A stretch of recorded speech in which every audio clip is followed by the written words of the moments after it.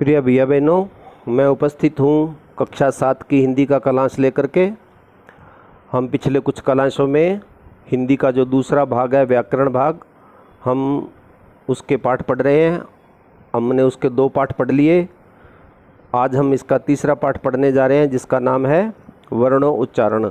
जैसे कि नाम से पता चल रहा है, हमने पहले पाठ में पढ़ा था शब्द विचार, और उसके बाद में हमने जो हमारी वर्णमाला है और शब्दों की जो उत्पत्ति है उसके बारे में हमने पढ़ा। और आज हम जो वर्णों के उच्चारण के स्थान हैं उसके बारे में हम आज पढ़ेंगे। तो वर्णों के उच्चारण, हम पिछले पाठ में हमने अपनी वर्णमाला का संक्षिप्त परिचय प्राप्त किया। इस पाठ में हम उनके उच्चारण स्थानों की भिन्नता के आधार पर वर्गीकरण समझ लेते हैं। इस प्रक्रिया को समझकर तदनुसार यदि हम उच्चारण करें तो हिंदी भाषा लेखन में होने वाली अनेक त्रुटियों का निवारण हो जाएगा। तो ये कह रहा है कि इस पाठ में हम जो अक्षर है ना, जो भी वर्ण हम बोलते हैं, उनको सभी अक्षरों को बोलने के अलग अलग स्थान होते हैं। हमारे जो भी हम बोलते हैं ना, मुंह से, नाक से ऐसे बोलते हैं ना, तो वो जो वर्ण बोलते हैं, अक्षर बोलते हैं, अगर वो हम सही स्थान से बोलेंगे तो फिर हम बोलने की गलतियाँ नहीं करेंगे। हिंदी भाषा की विशेषता यह है कि इसमें जैसा बोलो वैसा लिखो, और जैसा लिखो या छपा है वैसा ही पढ़ो। इस विशेषता का लाभ तभी मिल सकता है जब हम हरिशब्द तथा दीर्घ मात्राओं के उच्चारण, शुद्ध उच्चारण पर बल दें। तो हिंदी भाषा की यह विशेषता है कि जैसा लिखा जाता है वैसा ही पढ़ा जाता है, और जैसा पढ़ा जाता है वैसा ही लिखा जाता है। इसलिए क्या है, शुद्ध बोलने के लिए हमें हरिशब्द मात्रा, हरिशब्द मतलब होता है छोटी मात्रा, दीर्घ मतलब होता है बड़ी मात्रा, उनका उच्चारण शुद्ध होना चाहिए कि कैसे बोलें। यदि मात्राओं का उच्चारण शुद्ध हुआ तो लेखन भी शुद्ध हो सकेगा।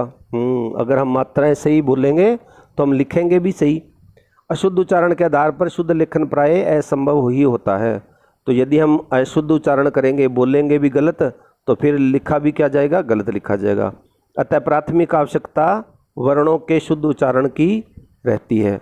तो सबसे पहली आवश्यकता क्या है कि हमारे जो वर्ण हैं इसका उच्चारण हमें शुद्ध करना चाहिए। अब है मूल ध्वनि। मूल जो ध्वनि है मूलतः ए की ही एक मात्रा ध्वनि है। इस ध्वनि का उच्चारण जब भिन्न भिन्न स्थानों और ध्वनि यंत्रांगों की सहायता से किया जाता है तब इसकी मूल ध्वनि में अंतर आ जाता है। फलतः इसका लिखित स्वरूप भी बदल जाता है। हमारी ध्वनि वैज्ञानिकों ने ध्वनि यंत्र का विस्तृत अध्ययन कर प्रत्येक वर्ण के उच्चारण का स्थान निर्धारित किया है। तो हमारे जो भाषा के वैज्ञानिक होते हैं ना, हिंदी भाषा के जो वैज्ञानिक हैं, उन्होंने हमारे सभी वर्णों का क्या किया है, सभी वर्णों का उच्चारणों का स्थान तय किया है, कौन सा अक्षर कहाँ से बोलना है।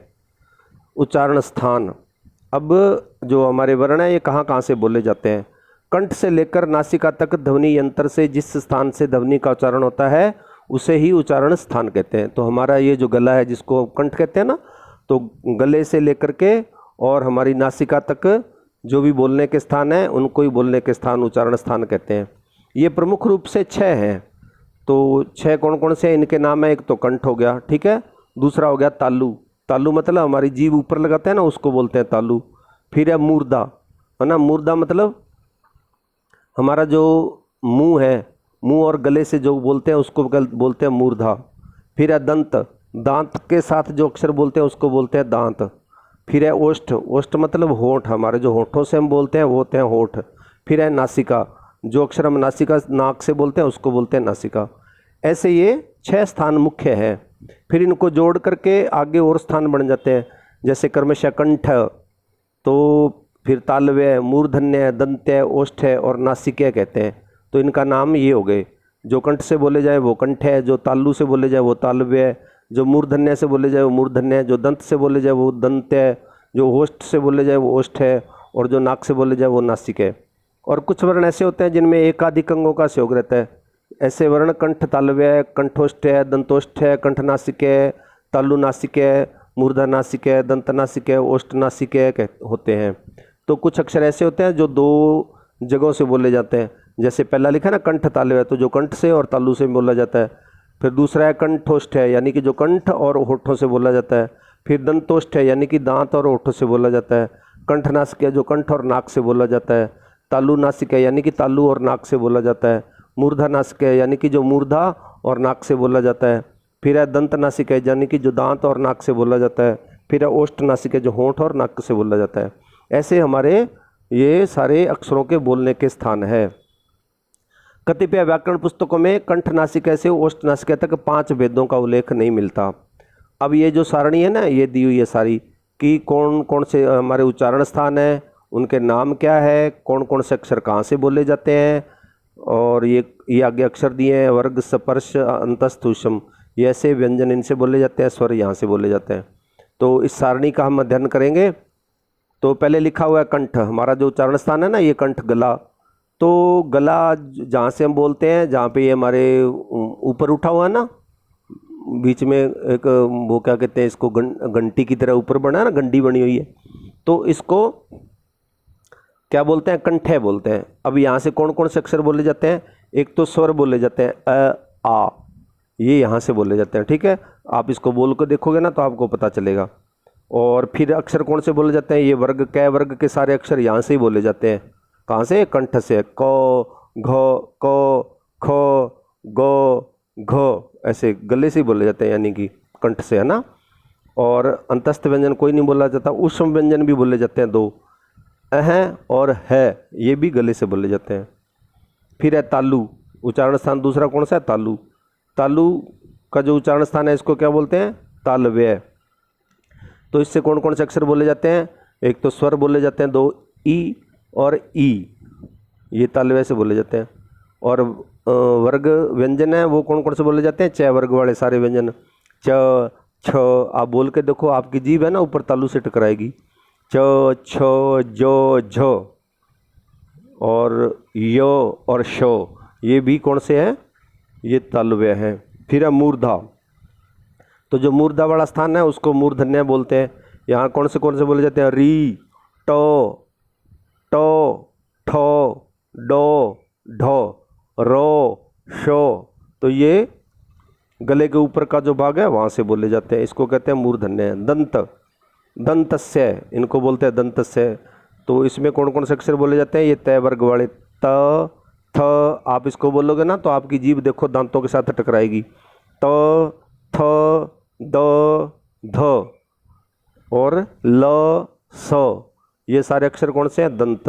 फिर ओष्ठ, ओष्ठ यानी कि होठों से कौन कौन से अक्षर बोले जाते हैं, ऊ ऊ प। अब आप इनको बोलोगे ना तो आपके होंठ दोनों होंठ है ना आपस में मिलेंगे।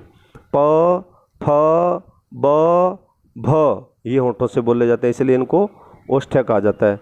फिर नासिका का स्थान आता है नासिके, तो नासिका से कौन से 2 ये स्वर बोले जाते हैं, कौन से, अंग अह, अपने बोलते हैं ना अंग अह, तो ये अंग अह नाक से बोले जाते हैं। फिर कंठ और तालु से बोले जाते हैं ए। फिर कंठोष्ठ से बोले जाते हैं ओ औ। फिर दंतोष्ठ से बोले जाता है वै। फिर कंठ नासिका से बोला जाता है क ङ। फिर तालु नासिका से बोला जाता है च ञ। मूर्धा नासिका से बोला जाता है ट ण। और दंत नासिका से बोला जाता है त न। और ओष्ठ नासिका से बोला जाता है प म। इस तरह ये इनके सारे अक्षरों के क्या हो गए, उच्चारण स्थान हो गए। अब है उपयुक्त तालिका केवल तत्सम वर्णों की है तथा ड और ढ का उल्लेख इस तालिका में नई पुस्तकों में यदा कदा देखने को मिलता है। जिन पुस्तकों में उनका उल्लेख मिलता है उनमें इन दोनों को ही मूर्धन्य बताया गया है। 50 वर्ष से पूर्व के अधिकांश पुस्तकों में तो इन दोनों वर्णों को देवनागरी लिपि में गिनाया ही नहीं गया, तो हिंदी भाषा में ये दोनों अक्षर थे ही नहीं पहले। फिर है मात्राएं। कोई भी व्यंजन तब तक अपूर्ण ही रहता है जब तक उसमें स्वर का योग नहीं होता। अपने जो व्यंजन होते हैं ना, कै ख से लेके ग ज्ञानी तक, वो जितने भी अक्षर है ना उन सारे अक्षरों में अ मिला होता है। अगर उसमें अ नहीं मिला हो तो वो सारे अपूर्ण हैं। व्यंजन की पूर्णता उसमें स्वर के मिलने से संभव होती है, और जब कोई स्वर व्यंजन में मिल जाता है तब उसका प्रकट स्वरूप यानी कि आकृति लुप्त हो जाती है और शेष रहता है उसका संक्षिप्त रूप। यही स्वरूप इस स्वर की मात्रा कहलाती है। तो ये मात्राएं हैं, ये आप देख रहे हैं ना। स्वर रहित व्यंजन ऐसे है, यानी कि नीचे हलंत लगता है तो उसमें स्वर नहीं होता। स्वर सहित व्यंजन ये होते हैं जिसमें हलंत हट जाता है, फिर ये मात्राएं हो जाती हैं। इस तालिका को देखने से पता चलता है कि स्वर व्यंजन से लोप होने पर उसका प्रकट स्वरूप केवल मात्रा के रूप में ही रहता है। ए का किसी व्यंजन में विलय होने पर संबंधित व्यंजन पूर्ण हो जाता है, किंतु ए का कोई प्रकट रूप दिखाई नहीं देता है। ऋषभ और दीर्घ मात्राएं। अब ऋषभ मतलब छोटी मात्राएं, दीर्घ मतलब बड़ी मात्राएं। सरल और बोलचाल की भाषा में हम जिन्हें छोटी और बड़ी मात्रा कहते हैं वही क्रमशः ऋषभ और दीर्घ मात्राएं हैं। किसी मात्रा के उच्चारण में जो न्यूनतम समय लगता है उसे एक मात्रा समय कहते हैं, और यही न्यूनतम समय लगने वाली मात्रा ऋषभ मात्रा है। और जिस मात्रा के उच्चारण में ऋषभ की अपेक्षा दुगना समय लगता है उसे दो मात्रा समय कहते हैं, यानी कि दीर्घ या गुरु मात्रा कहते हैं। तो छोटी मात्रा कौन सी होती है? जिसको बोलने में कम समय लगता है, न्यूनतम, कम से कम। और जिसको बोलने में थोड़ा ज़्यादा समय लग यानी कि दुगना समय लगता है उसको बोलते हैं दीर्घ मात्रा। ठीक है, तो ये दो मात्राएं होगी। बाकी शेष जो पाठ है हम अगले पीरियड में पढ़ेंगे। और इस वीडियो के साथ मैं आपको इसके प्रश्न उत्तर भेज रहा हूँ, तो आप सभी भैया बहन उस प्रश्न उत्तर को व्याकरण की कॉपी में गृह कार्य के रूप में कर लेना। ठीक है जी, जय हिंद, जय भारत।